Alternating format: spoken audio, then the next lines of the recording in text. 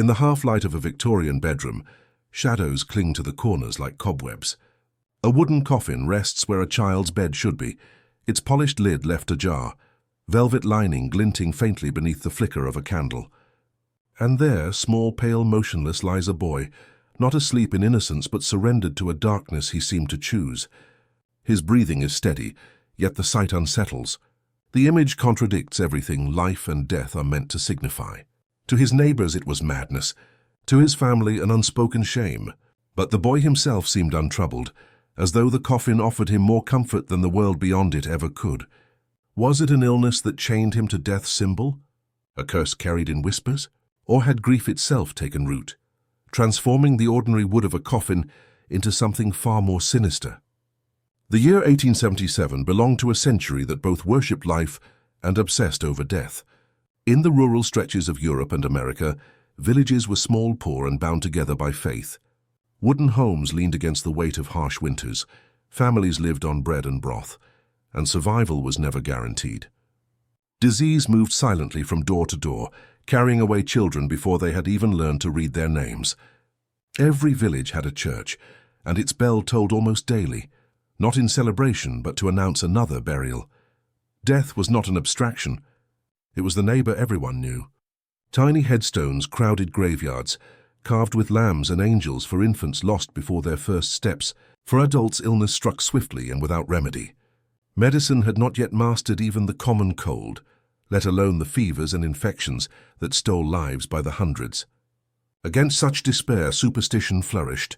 A crow on the roof was a warning, a cracked mirror an omen, a candle flickering in still air the sign of a restless soul.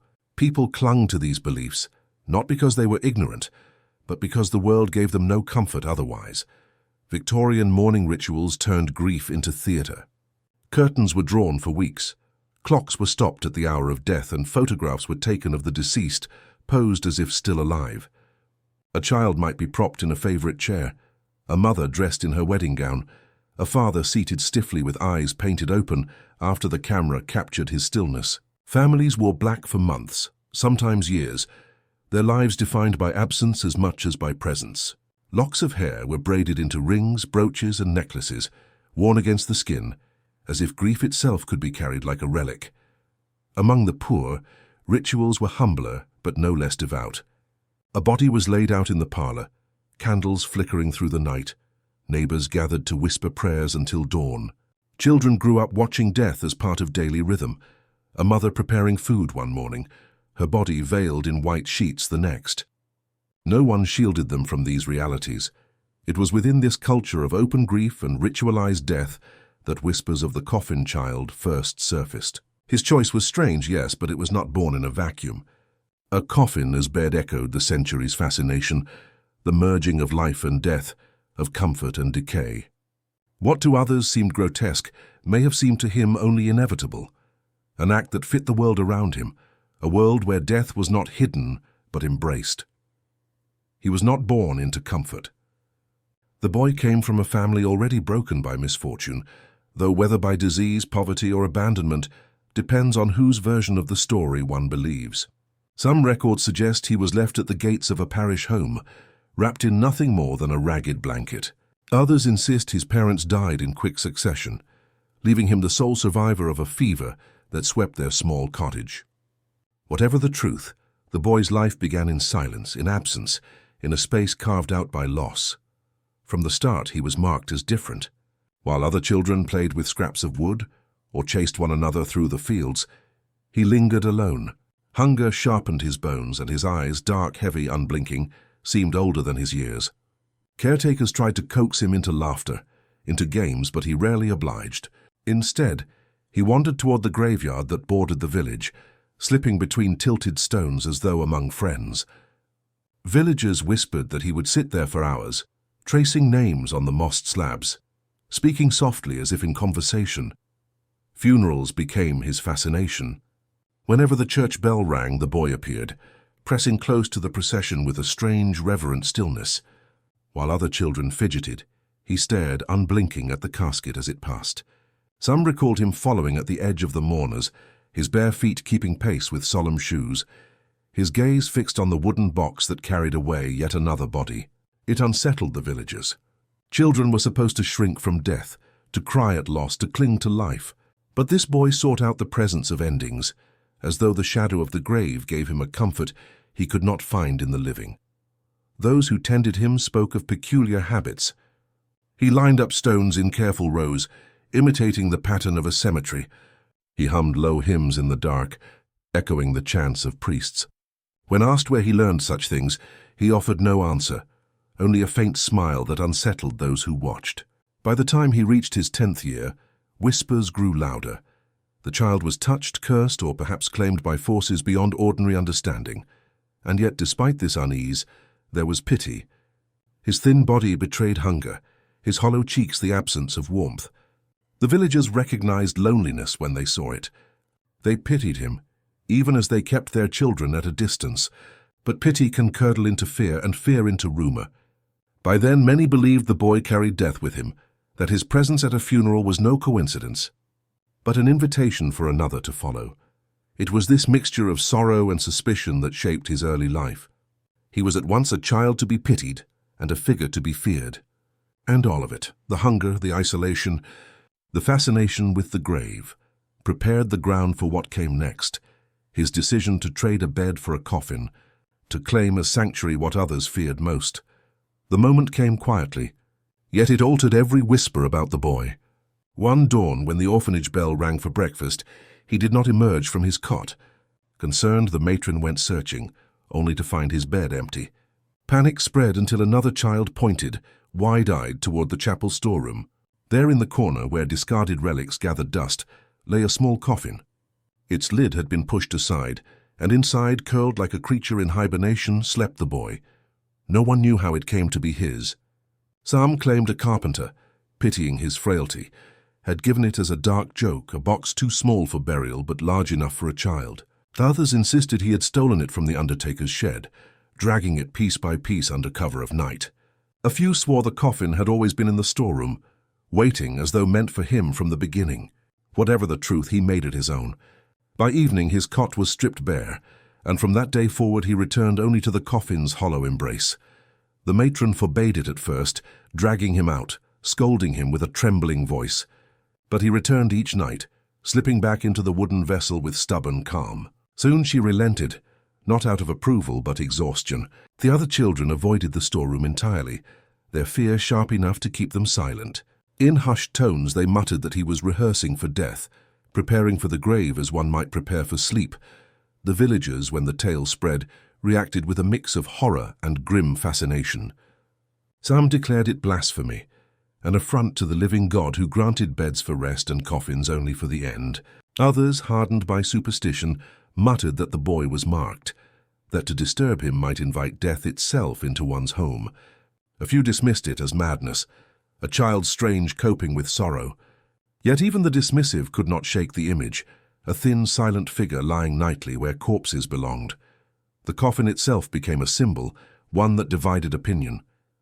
To some it was a mockery of life, a reminder that the child no longer belonged among the living. To others it was strangely fitting, an acknowledgement of the world's cruelty, where children often met the grave before they knew joy. The boy, however, showed no shame, no hesitation. Each night, as darkness fell, he slid into his chosen vessel and closed his eyes, serene, as though the coffin alone offered peace. The ordinary rhythm of the orphanage, the scraping of spoons at supper, the lull of prayer, the muffled sobs of lonely children, was forever changed. Every creak of the storeroom door reminded them that one among them had embraced death as companion, not terror. And though no one spoke it aloud, all felt the same chill. A bed abandoned, a coffin claimed, and a boy who had stepped willingly into a place no living soul should dwell. At first it seemed a passing eccentricity, the sort of strange behavior children sometimes adopt in grief. Yet as weeks turned into months, the boy's coffin ritual grew unshakable. No matter how many times the matron ordered him back to a bed, no matter how the older boys teased or struck him, he returned each night to the wooden box. It was as though something unseen called to him, promising a solace no blanket or cot could offer. Those who dared peek into the storeroom at night swore they heard him whispering. Not prayers, not lullabies, but syllables that carried no meaning in any tongue they knew. Guttural fragments, soft as breathing, broken by sudden pauses as though he conversed with something that whispered back. The matron told herself it was imagination, the restless fancies of orphans too long steeped in hunger and fear. Yet she too heard the faint murmurs drifting through the floorboards on sleepless nights, and shivered. The boy himself began to change. His skin, once flushed by the summer sun, paled until it seemed almost translucent. His lips dried and cracked. His eyes grew hollow yet strangely alert. He ate less, spoke rarely, but never resisted the coffin. In daylight, he drifted through the halls like a shadow, weak but strangely unafraid, as though death had already claimed half of him and left only a thin outline behind. The contrasts were stark. Other children, though burdened by loss, still found moments to play, chasing each other across the courtyard, laughing at scraps of jest, clinging to life with all the fierceness of youth. Against their shouts, the boy's ritual seemed unnatural, a defiance of childhood itself. While the others clutched dolls or worn books, he clutched the coffin's wooden edge like a treasured possession. Rumors spread quickly. Some children whispered that he grew paler because the coffin drank from him, feeding on his warmth. Others believed he was not drained but strengthened, his frailty traded for some hidden power that only showed when the candles flickered low. The matron dismissed such talk in public, yet in her private journal she confessed her fear. He looks not ill, but chosen, as if the coffin does not consume him, but keeps him. The whispers grew louder outside the orphanage walls. A farmer claimed he saw the boy wandering the graveyard alone at midnight, speaking softly among the headstones. A seamstress insisted she passed him in the market, though when she turned he had vanished. Whether truth or exaggeration, the rumors bound themselves to his name, until villagers spoke of him in lowered tones, avoiding his gaze when he appeared by day, and always the ritual remained. At sundown, the children settled into their bunks. The matron, candle in hand, passed each row, her eyes heavy with dread. And somewhere beyond the dormitory, in the storeroom's hush, the boy slid into the coffin once more, whispered his strange words, and surrendered to a sleep that no longer resembled rest at all. Whispers are often louder than shouts in a small village, and by the winter of 1877, whispers about the boy had spread to every hearth. Mothers pulled their children closer when he walked past. Farmers spat into the dirt, muttering that no good could come from a child who chose to sleep with death. What began as curiosity soon hardened into unease. The first rumor was simple enough that the coffin itself was cursed. Some said it had belonged to a cholera victim, hastily buried in one of the epidemics that swept through the countryside. Others swore it was carved from wood taken from a gallows tree, a place where men had met their end dangling from ropes, their spirits trapped within the grain. The truth, as always, mattered less than the telling. Then came darker tales. A widow claimed she heard the boy whispering through the night, speaking in a language older than her prayers. A farmhand swore he saw shadows moving within the coffin, shapes that did not belong to the boy at all. Soon people began to connect his strange behavior to older superstitions. In parts of Eastern Europe, it was said that children who lingered too long among the dead would become revenants, souls cursed to wander between the grave and the living. The timing could not have been worse. Death in the late 19th century was already a constant companion. Cholera, diphtheria, and consumption claimed lives in terrifying waves. Families staged elaborate funeral rituals, not only out of grief, but also out of fear. Fear that the dead might return if not honored correctly. Post-mortem photographs with their stiff, unsettling portraits lined the mantels of homes. In this culture steeped in mourning, a child embracing the coffin so openly blurred the fragile line between ritual and blasphemy. Stories of the supernatural crept into every conversation. Old women recalled the Nachtseher of German folklore, ghoulish beings said to rise from their coffins and feast upon the life force of kin. Others likened him to the tales of coffin sleepers, wanderers who courted death to gain occult insight. Some even whispered the word vampire, though few dared say it aloud. For to name the thing was to invite it. What frightened the villagers most was not only the boy's behavior, but the possibility that he believed it. Each night he lay inside the coffin as though it were natural, necessary, even sacred. To some it seemed he was rehearsing for death. To others he was beckoning it closer. Fear twisted into folklore, and folklore into accusation. By spring he was no longer simply a troubled child. He had become a symbol, a living omen. In the minds of his neighbors, the coffin was no longer just a box of wood, it was a doorway. And the boy lying within it was holding the door open. If the village whispered the boy's family did worse, they fell into silence. Within the walls of that modest house, words about the coffin were rarely spoken. To mention it aloud felt like inviting a storm. Better, they thought, to ignore the boy's strange bed, to treat it as though it were nothing more than wood and nails. Yet silence did not protect them. It magnified every creak of the floorboards, every draft through the shutters, every shadow that lingered too long.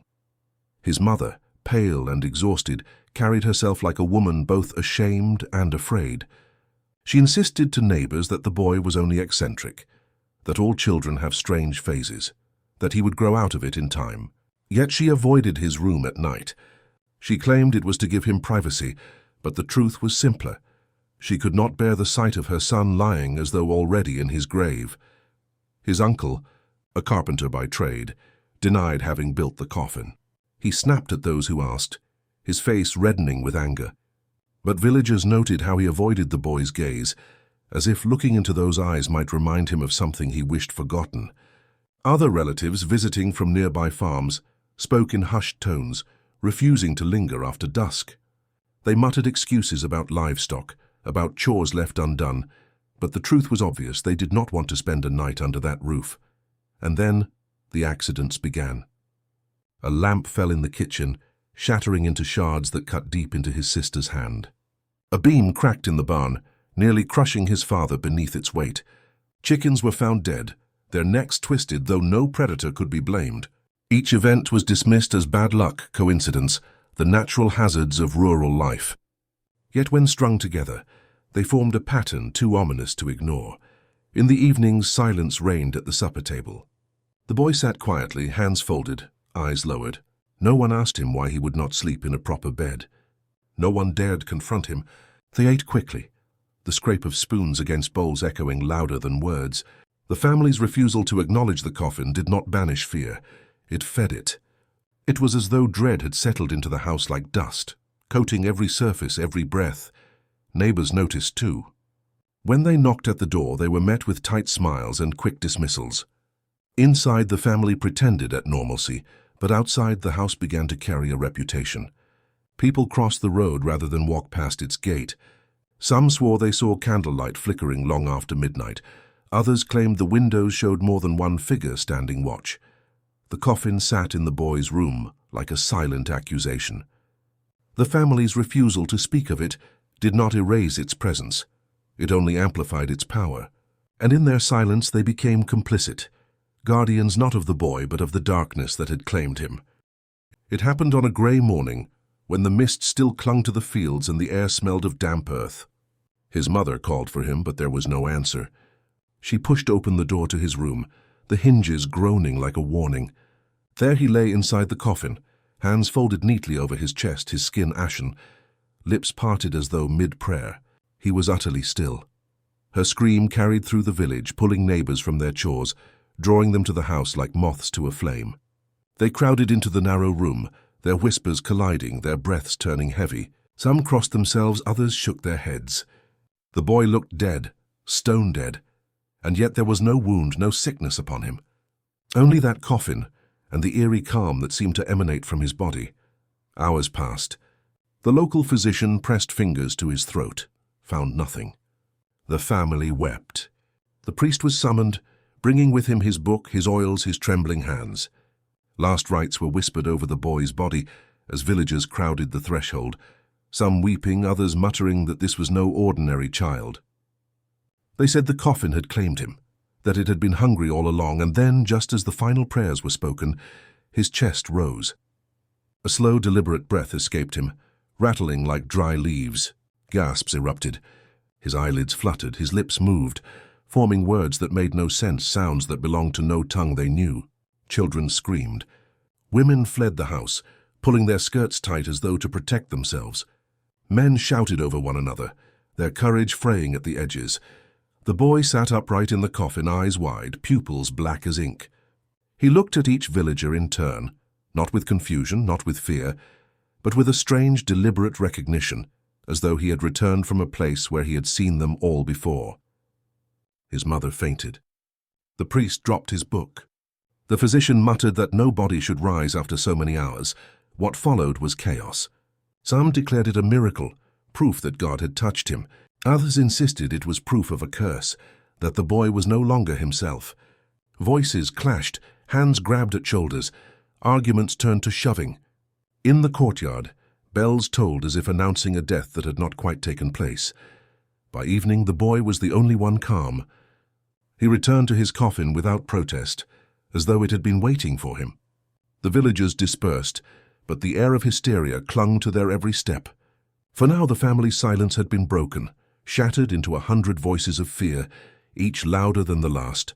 The coffin was no longer a secret. It had become a spectacle. And in that shift, the boy's strange ritual had crossed a line, from quiet dread into full-blown terror. In the weeks that followed, the village seemed to breathe uneasily, as though every shuttered window and every tolling bell carried the weight of dread. The boy continued his nightly ritual, returning to the coffin with an obedience that unsettled even his kin. No persuasion, no pleading could draw him back to an ordinary bed. He belonged to the coffin now, as surely as the coffin belonged to him. Then one night a storm rolled in. Thunder cracked above the fields, rattling the glass panes, and lightning flashed across the room where the boy lay.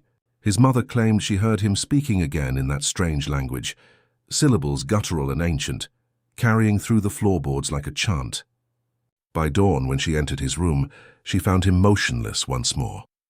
His eyes were open but unseeing, his lips parted, his hands folded neatly as though in imitation of the dead. This time there was no flutter of breath, no gasp of return. The stillness was absolute. The villagers gathered quickly, their faces pale in the grey light. Some shook their heads and whispered that he had finally gone to where he long belonged. Others crossed themselves, muttering prayers they scarcely believed would help. The priest refused to wait, insisting the coffin itself had claimed him. With trembling conviction, he announced that to bury the boy in any other vessel would be an insult, a denial of the truth he had chosen for himself. And so, with a terrible symmetry, the coffin that had been his bed became his grave. The carpenters did not build another. They lifted the box, worn smooth by his restless nights, and carried it through the silent streets. Villagers watched from behind curtains and half-open doors as the procession passed, some weeping, some too afraid to breathe. At the churchyard the hole was dug shallow and quick. Rain began to fall in thin, cold sheets, drumming against umbrellas, cloaks, and faces. The coffin was lowered down, the boy's pale face the last thing they saw before the lid was closed forever. A murmur rippled through the crowd, sorrow, disbelief, but also relief. Relief that whatever he had been, victim, omen, or something stranger, was now sealed away beneath the earth, yet the image clung to them. A child, lying in the very box meant to claim him, finding comfort where others found terror. Mothers pulled their children close. Fathers lingered at the grave long after the last shovel of dirt fell, unable to shake the sense that death itself had claimed him long before his body gave in. When the storm finally broke, the graveyard lay empty. But the story did not end with his burial. For years afterward, villagers whispered of the boy in hushed tones, of the strange language that no one had ever deciphered, of the coffin that became both cradle and crypt. His name faded, but his legend did not. And in the end, that image remained, a coffin in a dim room, a child choosing sleep with the dead until death chose him back. Years passed, but the story of the coffin child refused to fade. In the small village where it began, people spoke his name less and less, as though avoiding it might keep the memory buried. Yet the silence only sharpened the legend. Children dared one another to linger by the graveyard gate at night, whispering that his pale face could still be seen beneath the soil, staring upward through the cracks. Some claimed the coffin itself was cursed. One gravedigger swore his hands blistered after touching the wood, as though burned by unseen fire. A farmer insisted his livestock sickened after grazing near the boy's resting place. Families moved away, fearing the misfortune that seemed to hover around the plot.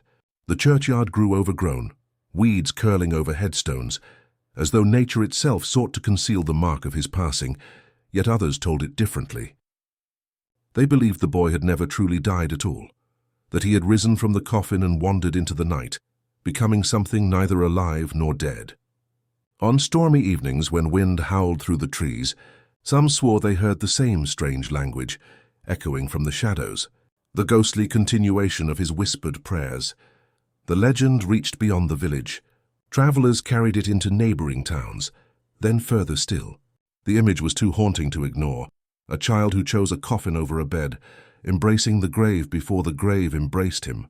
To some it became a parable of sorrow, a symbol of innocence consumed by grief.